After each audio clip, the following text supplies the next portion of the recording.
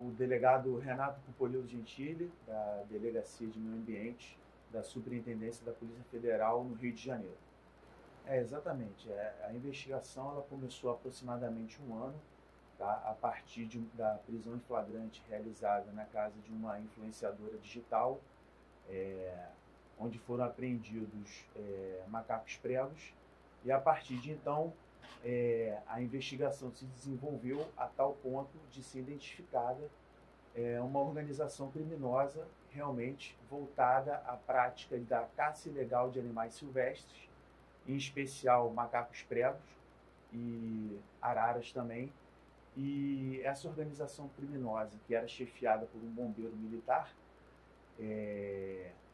ela, além da caça ilegal, também mantinha os animais em situação de maus tratos, e a partir daí aliciavam pessoas para que esses animais fossem vendidos no mercado paralelo. É importante ressaltar que, em sua maioria, esses animais eles eram comercializados realmente nas redes sociais mais conhecidas, Facebook, Instagram e o próprio WhatsApp. Nesse aspecto, a Polícia Federal ela contou com o apoio das corregedorias, tanto da Polícia Militar quanto do Corpo de Bombeiros, tá? E em que pese as investigações terem detectado a participação desses militares, a Corregedoria prestou total apoio às investigações. Então, basicamente, o bombeiro militar ele era o chefe dessa quadrilha, tá? Ele era o responsável por manter contato com os caçadores ilegais, tá? Que através de armadilhas e práticas cruéis, os animais eram capturados, eram repassados para ele, e ele que mantinha os animais sob condições de maus tratos, ele conseguia esses representantes legais, tá? E através desses representantes legais que divulgavam os animais, principalmente nas redes sociais, eram realizadas essas vendas desses animais mediante a utilização de documentação fraudulenta.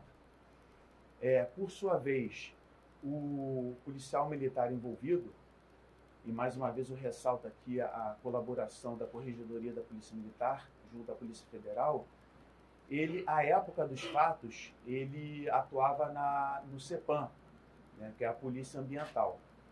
E frente à Polícia Ambiental, esse policial militar, ele foi o responsável por acautelar junto ao INEA termos de depósito. É um bloco que vem com 25 termos de depósito, e esse termo de depósito, ele é um documento precário. Ele não serve para garantir a posse definitiva de um animal na mão de um particular ou de qualquer outra pessoa. Ele simplesmente ele serve para garantir ali por um tempo curto que o animal está sob os cuidados de determinada pessoa até que ele tenha a destinação adequada. Então, esse policial militar, ele desviava esses termos de depósito. A partir do momento que ele retirou isso no INEA, tá? Contando, é importante ressaltar aqui que houve a colaboração de ao menos 2 servidores do INEA que não mantinham o controle desses termos de depósito e, da mesma forma, também promoveram o desvio desses termos de depósito, justamente a partir daí perdendo o controle, e esses termos de depósito passaram a servir de quê?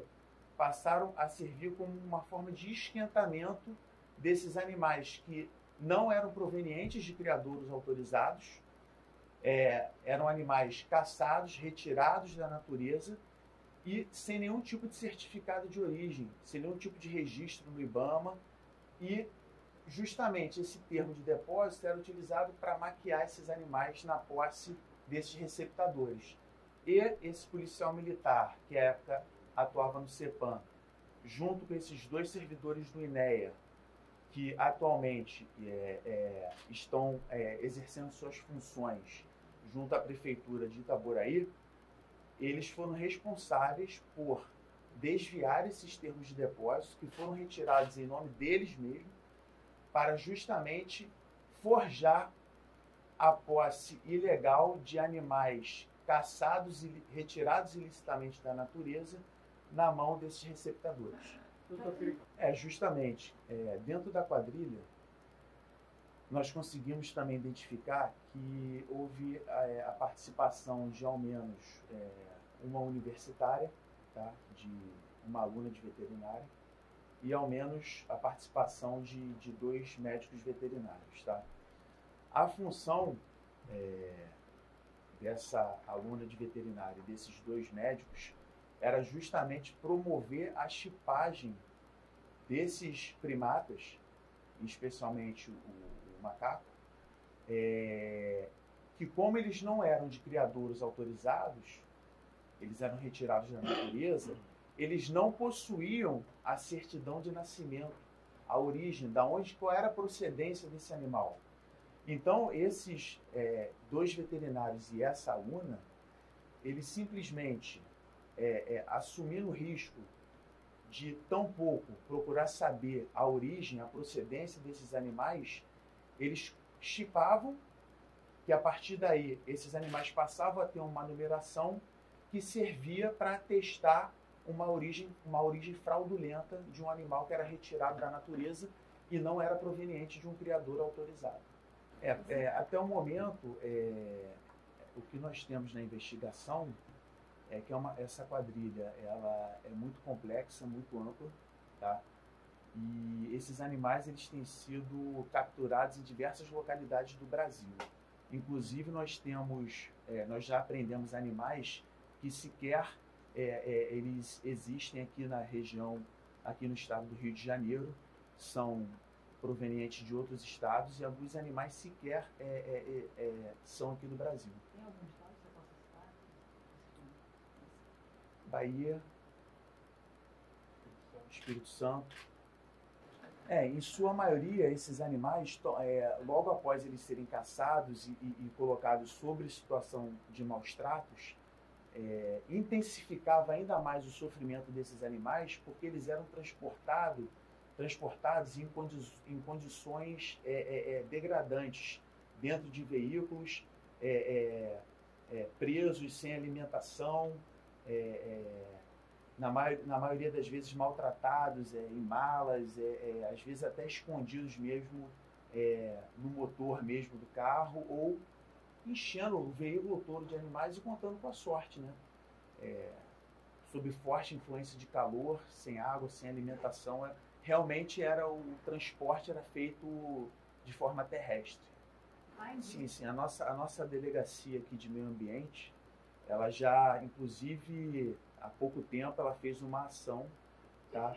Onde foi resgatada uma onça pintada junto a um traficante, tá? Aqui no Rio de Janeiro. Então, de fato, existe sim essa utilização desses animais como símbolo de ostentação, né?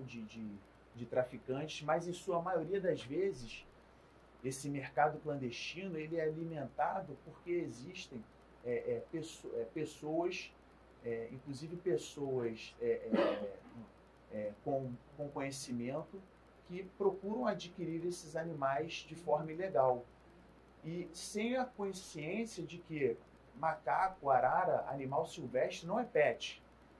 Esses animais não são animais para você domesticá-los e utilizá-los em casa.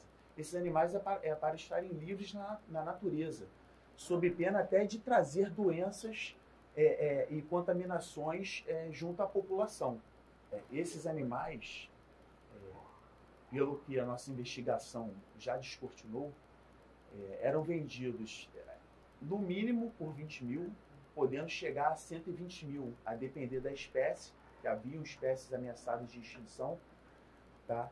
E a depender também se esses animais viriam acompanhados dos documentos fraudulentos, que aí já teriam um valor superior, e pela quantidade de apreensões e flagrantes já realizadas ao longo das investigações, sem contar a quantidade de apreensões que foi feita hoje, no mínimo 120 animais já foram traficados. E isso gera uma média aí de pelo menos um mínimo de mais de 2 milhões e 500 inicial podendo suplantar os 14 milhões de enriquecimento ilícito que essa quadrilha obteve. E justamente a Polícia Federal ela tem como foco não só desarticular a organização criminosa, mas principalmente descapitalizar o braço econômico que sustenta essas práticas criminosas. E um desses braços econômicos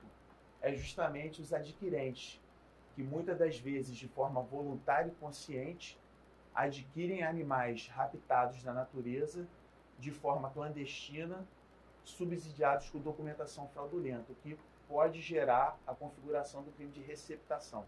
O casal que foi preso preventivamente, na qual foram localizadas 7 armas de fogo, eles eram bem próximos do chefe da quadrilha, que era o bombeiro militar, e eles eram um dos principais vendedores, tá, da quadrilha. Eles, além de vender uma quantidade enorme de macacos, eles também orientavam como as pessoas deveriam manter esses animais e também promoviam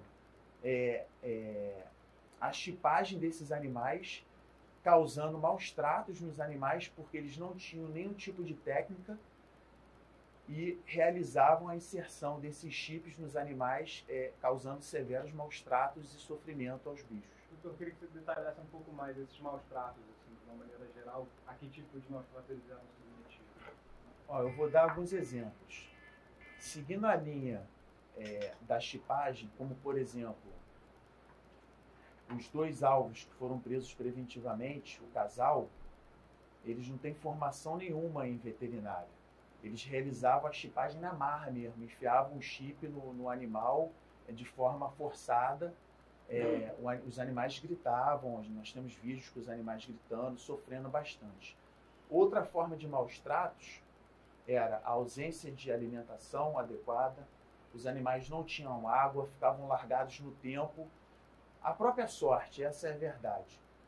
Fora quando eles eram transportados, que também eram transportados de uma maneira totalmente degradante. E é importante também ressaltar que em uma ação nossa, dentro dessa investigação, foram apreendidos 2 cervos-dama, tá? Que é um animal endêmico, ele não existe aqui. Possivelmente ele é proveniente da Ásia, então o que pode gerar aí até um contrabando, né, um tráfico internacional de animais silvestres. Esses cervos estavam na posse do bombeiro militar e um deles veio a óbito, na qual no exame de necropsia foi detectada uma quantidade enorme de plásticos dentro do estômago desse cervo. Que isso comprova o quê? Que não havia uma alimentação adequada e que o animal estava ali à própria sorte, apenas servindo como uma moeda de troca para a quadrilha lucrar com a venda desses bichos. Dando continuidade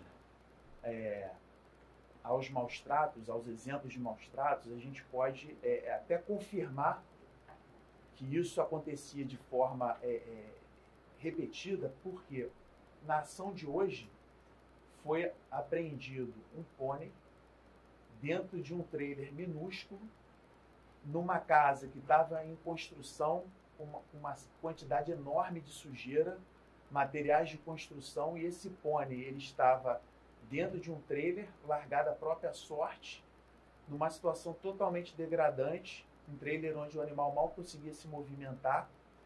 E, mais uma vez, esse pônei ele foi localizado no mesmo ambiente onde os 2 cervos-dama foram apreendidos anteriormente. O trailer estava na rua. Esse também é um outro exemplo também, que é importante ressaltar essa questão, que o animal silvestre, o macaco, ele não é pet. Nós vemos aí, às vezes, muitos influenciadoras nas redes sociais exibindo imagens de macaco com fraldinha, com até maquiagem, a gente vê o animal pintado, fazendo essa divulgação. Mas a mensagem é a seguinte: se não for de um criadouro legalizado, autorizado a realizar esse tipo de comercialização, esses animais só têm uma origem: o tráfico de animais silvestres. Então, quem está adquirindo esse tipo de animal e divulgando, está incentivando esse mercado paralelo.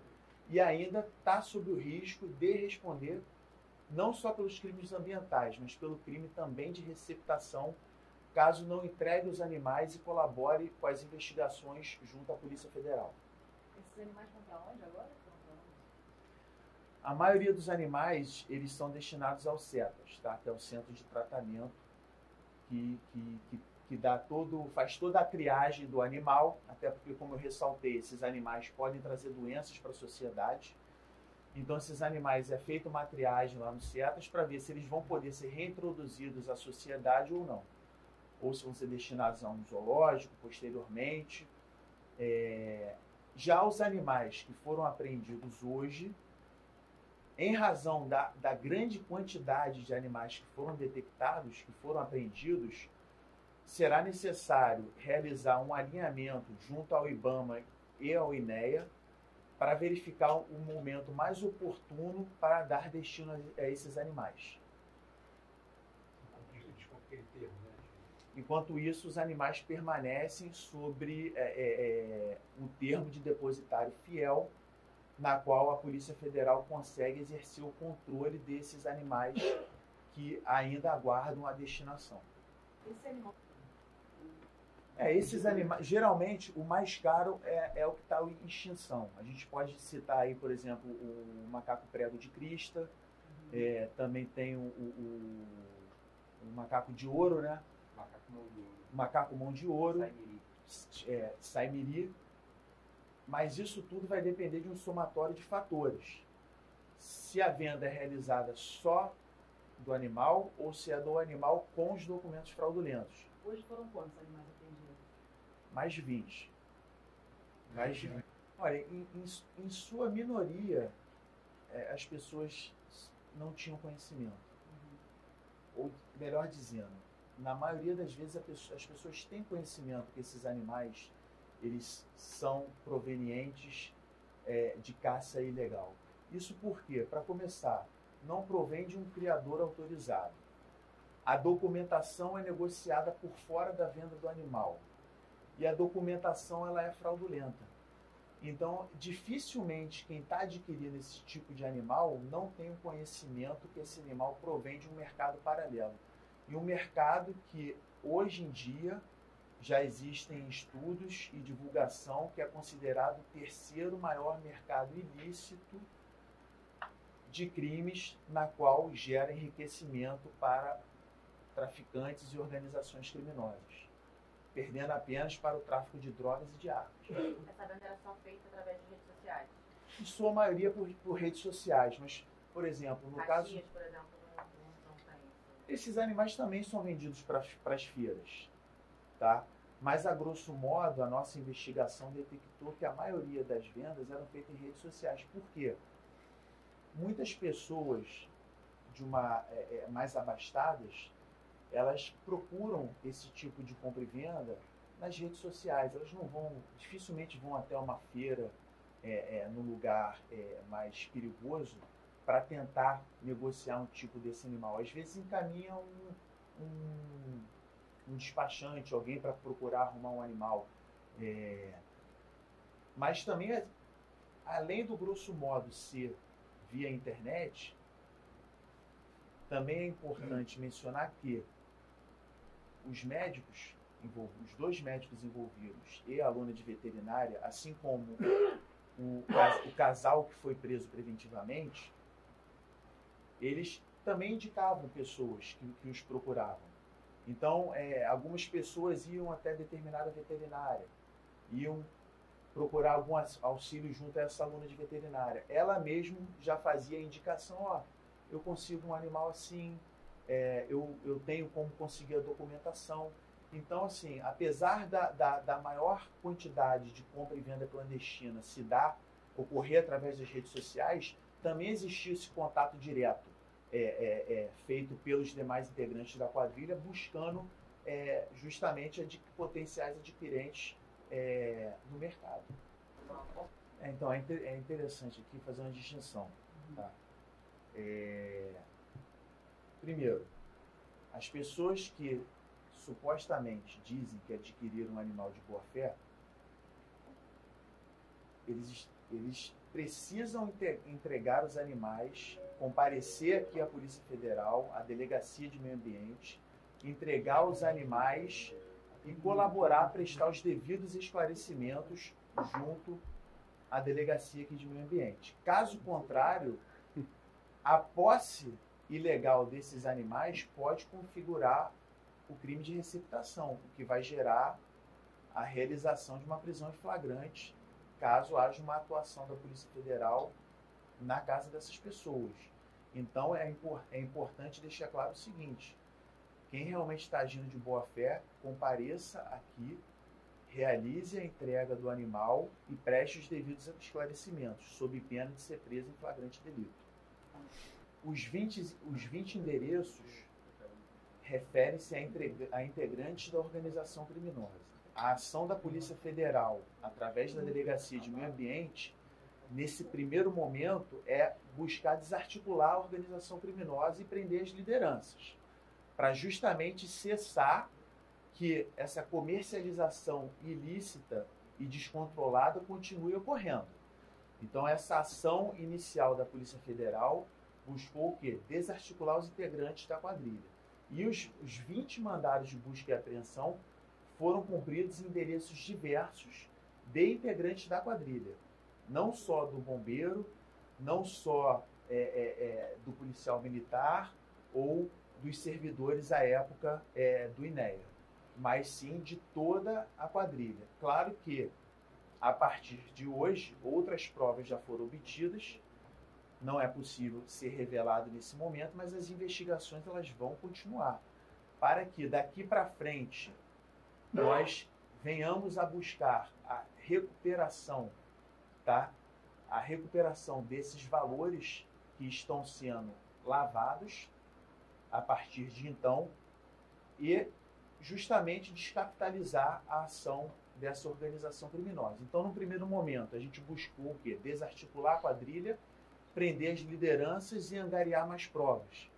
E a partir de agora a gente vai para uma segunda fase, que é descapitalizar essa organização criminosa e buscar identificar os demais integrantes dessa quadrilha que ainda não foram alvo da nossa operação, bem como orientar que as pessoas que estejam adquirindo animais silvestres como se fossem pets, que entreguem os animais junto à Delegacia de Meio Ambiente da Superintendência da Polícia Federal no Rio de Janeiro, sob pena disso configurar não só o crime ambiental, como também a realização da prisão em flagrante pelo crime de receptação. Doutor, os 3 mandados de prisão foram cumpridos? Os 3 mandados de prisão foram cumpridos com êxito, tá? Mas ainda houve a realização de prisões em flagrante. Tá? O bombeiro militar, além de ter sido preso preventivamente, também está sendo preso em razão da situação flagrancial por estar na posse ilegal de uma arma de fogo de uso restrito, e o casal também, que foi preso preventivamente, também está sendo, pelo menos, o homem está sendo preso em flagrante em razão de posse ilegal de arma de fogo. Foi detectada 7 armas de fogo na casa desse casal, tá? A situação das armas estão sendo checadas, mas ao menos 2 delas são ilegais e seriam de propriedade do homem, tá? As demais estão sendo verificadas e também estão em nome da mulher, para ver se ela também estará em situação flagrancial. Mas as preventivas foram devidamente cumpridas.